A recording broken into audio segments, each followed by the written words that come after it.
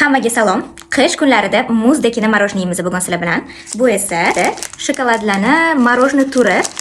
Menimcha ko'pchilik ko'rgan bo'lsa kerak magazinlarda va yeb ham ko'rgan bo'lsa kerak, lekin men oldin yemaganman. Mana shu ikki xilini tanlab oldim. Bu Bounty. Qaranglar, Bounty shunday o'xshirkan, erib ketib yeb turibdi. Men bitta xuddi kokosovый strushkalaridan kichkina narsalari chiqib turibdi. Kokosovый strushka bo'lsa ham kerak. Endi uni yeb ko'ramiz. Bismillahirrohmanirrohim. Vau, mazasi вообще gap bo'lishi mumkin emas. Или men ozgina eritibroq yeganim uchun men bilmadim, lekin haqiqatan strushkani mazasi, mana bu молочный shokoladi rosa ham mazali ekan, вкусный.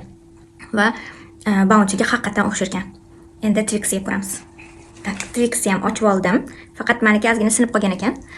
Ichidagi ko'rinishi mana bunaqa. Ko'rmadim, yo'q bilmadim, lekin qo'limda erib ketyapti. Bismillahirrohmanirrohim. Bu prям lekin Twix'ga o'xshamas ekan. Ustida молочный shokolad, ichida plombir мороженый, и uni ichida kichkina dumaloqcha shariklar bo'ladi-ku.